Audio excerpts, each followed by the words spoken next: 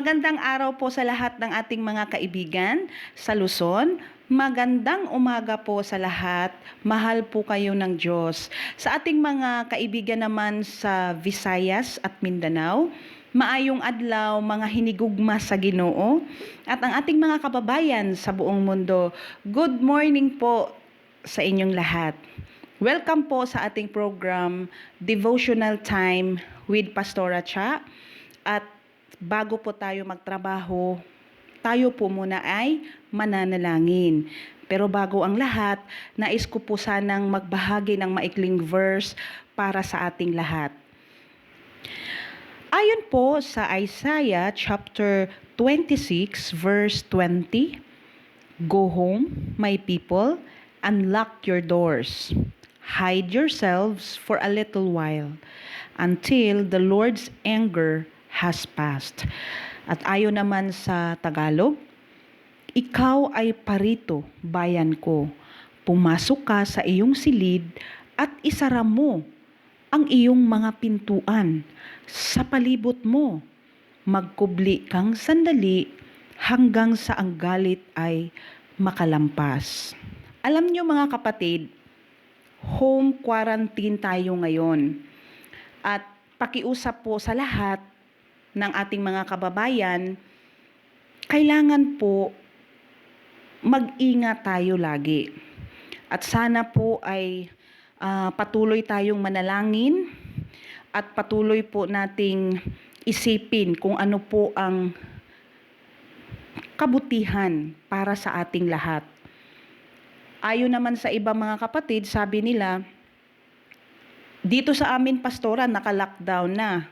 Bawal nang lumabas. At pati ang aming mga bulsa, naka-lockdown na rin. Wala nang perang lumabas. Naku mga kapatid, alam natin ang Panginoon ang magbibigay ng provision sa lahat. God is a great provider. Maya-maya lang, may ma-receive ka na blessing mula sa Panginoon. Believe it and it will be done into you. Magtiwala, maniwala tayo. Maraming paraan ang ating Panginoon. Kaya nga, ang blessing ni Lord patuloy pa rin. At sa binasa natin, biblical talaga na pumasok muna tayo sa ating mga tahanan.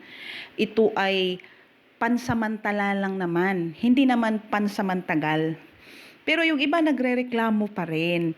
At sinasabi nila, dito lang kami sa bahay, pastora. Nakakasawa naman. Nako ha, ngayon sinasabi mo, nagrereklamo ka. Nagsasawa ka na sa mukha ng mister or misis mo. Samantalang noon, kahit bawal, nako, hindi ka mapapakali na masilayan lang ang ganda ng iyong minamahal. Meron ka pang pakanta-kanta at patula. Lagi mo sinasabi, "Oh, Inday, 7 buntok ang aking nilakbay. Leon at tigre ang aking inaway. Makita ko lang, o aking Inday." Ngayon, nagrereklamo ka na naka-lockdown kayo sa loob ng bahay. Huwag ganon, kaibigan. Dapat lagi tayong masaya. Kahit na may mga problema man tayo, kailangan sumunod tayo. Kasi nasa Biblia naman na kailangan ay manatili muna tayo sa ating mga tahanan at manalangin upang matigil na at matapos na ang ating pakikipagdigma sa COVID-19.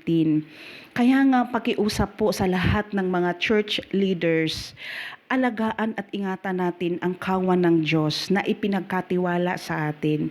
Ngayon mga kapatid, magkaisa tayo na alagaan at patuloy na kahit nasa mga tahanan lamang ay marami naman pong paraan upang sila po ay ating ma-encourage to read the Bible, and then they can pray together sa whole family, or they can watch live stream naman po sa mga messages, sa mga sermons. Kaya ingatan natin ang mga kapatiran natin, ang ating mga kaibigan.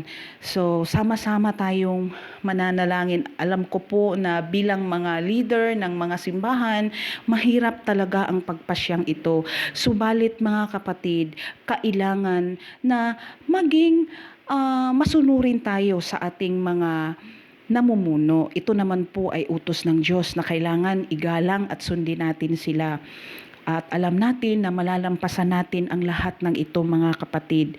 Kaya nga, sama-sama tayong manalangin ngayon.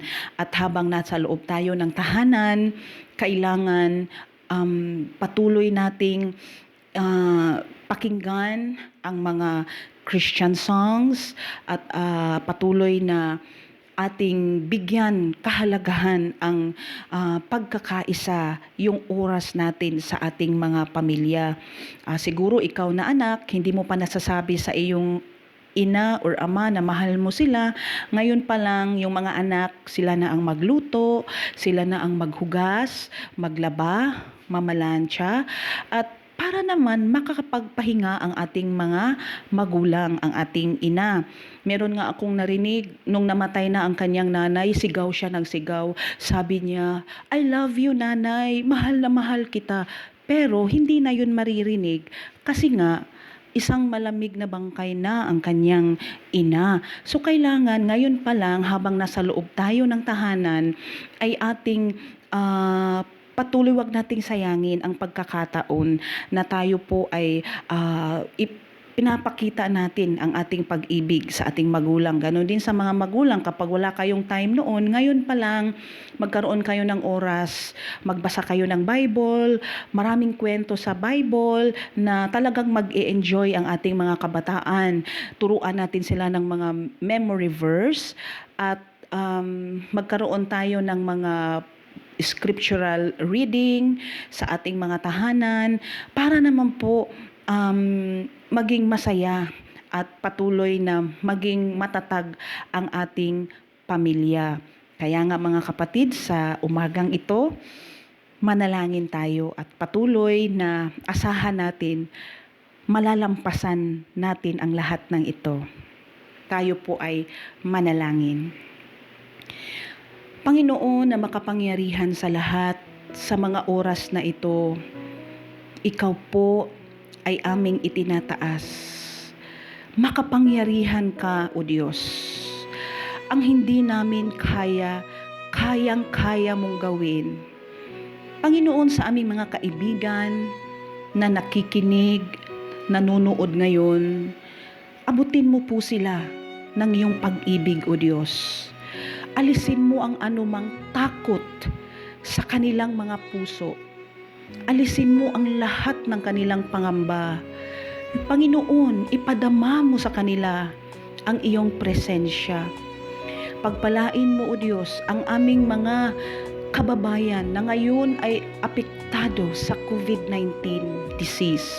Lord, in your name, O God, there is healing, O Diyos. Salamat, Panginoon, na sila ngayon ay bigyan mo ng resistensya upang sila po ay gumaling. Dalangin po namin ang aming mga doctors and nurses, mga health workers. Ingatan mo po sila, Panginoon. Lalo na ang kanilang trabaho, na sila po ay nag-aasikaso sa mga apektado ng sakit na ito. Panginoon, huwag mo silang pababayaan. Lord, ingatan mo rin ang aming mga leaders na ngayon ay tulong-tulong upang mapatupad ang batas. Panginoon, ingatan mo mula sa aming Pangulo, sa aming Vice Presidente, sa mga senators, sa mga nasa Kongreso, pati na ang aming mga mayors, mga barangay captains, lahat po ng mga tao, mga kawani, na sila po ay matapang na tumutupad sa kanilang mga tungkulin. Ingatan mo po sila. Dalangin po namin ang lahat ng mga leaders sa lokal na simbahan Pagpalain mo at i-provide ang lahat ng kanilang mga pangangailangan. Ganon din ang mga kapatiran. Panginoon, palakasin mo ang aming pananampalataya sa iyo. Bagamat nasa loob lamang kami ng aming mga tahanan, ay patuloy pa kami, Panginoon, na magpupuri sa iyo. Patuloy ka naming pararangalan sa aming mga buhay. Patuloy po naming susundin kung ano po ang kalooban mo sa aming buhay. Panginoon, alam namin na talagang tutulungan mo kami at malalampasan namin ang lahat ng pagsubok na ito. Salamat sa iyong pag-ibig. Salamat, Panginoon, na hindi man kailanman hindi mo kami iiwan. Sa umagang ito, pagpalain mo ang bawat isa sa amin. Ang lahat ng ito ay aming samot dalangin sa pangalan ng aming Panginoong Hesus. Amen.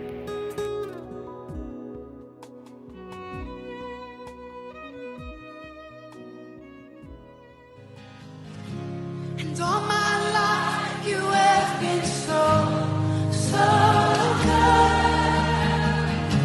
With every breath that I am able, oh, I'm gonna sing of the goodness